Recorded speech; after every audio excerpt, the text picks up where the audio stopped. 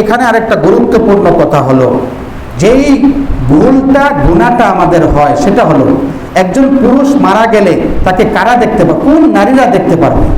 যেই নারীদের সাথে তার দেখা দেওয়া দুনিয়াতে জায়েজ ছিল শরীয়ত সম্মত উপায়ে, মা, বোন, খালা, ফুফু, ভাগিনী, ভাতিজি, যারা দেখা দেওয়া জায়েজ তারা দেখবে।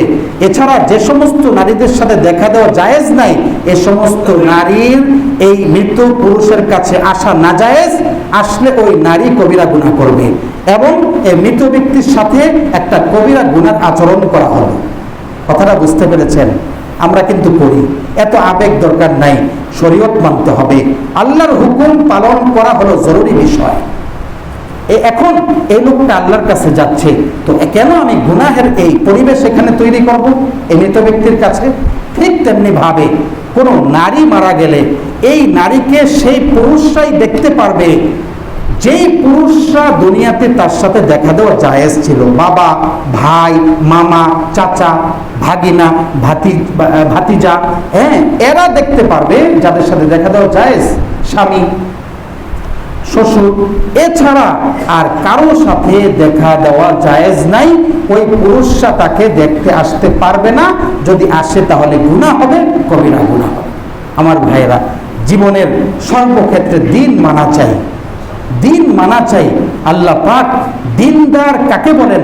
5 ওয়াক্ত নামাজ পড়ছি কিন্তু আমার এই বিষয়গুলোর খবর নাই, সমাজের অনেক গুনাহ আমার দ্বারা হচ্ছে, নামাজ আমি 5 ওয়াক্তই পড়ি, আমি সুদও খাইতেছি, ঘুষও খাইতেছি, আমি বেপরদায় চলতেছি, আমি অন্যায় কাজ করতেছি, 5 ওয়াক্ত নামাজ পড়লেই কিন্তু দিনদার না।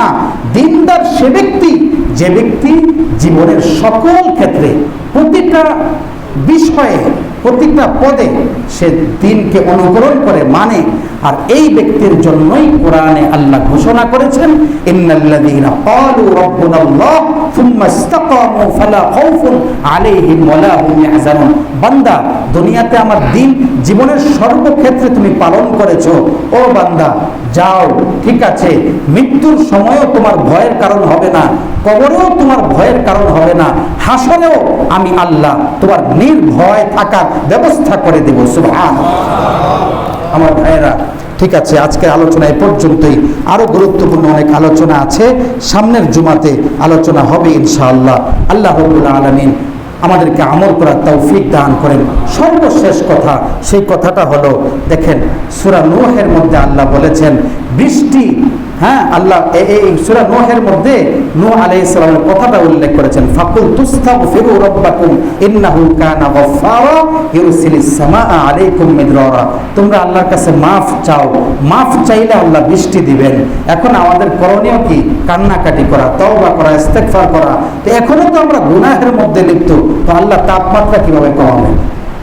এজন্য তওবা ইস্তেগফার করতে হবে। ফজরের নামাজে 2 কাতার মানুষ, আর সব মানুষ বাসায় ঘুমাইতেছে, তো আমি ফিরে আসতেছি না আল্লাহর হুকুমে, তো আল্লাহ কিভাবে তাপমাত্রা কমাবেন বলেন? আরেকটা বিষয়, হাদিসে আসছে এই কথা, যখন মানুষ যাকাত দেওয়া বন্ধ করে দেয় তখন আল্লাহ বৃষ্টি বন্ধ করে দেয়।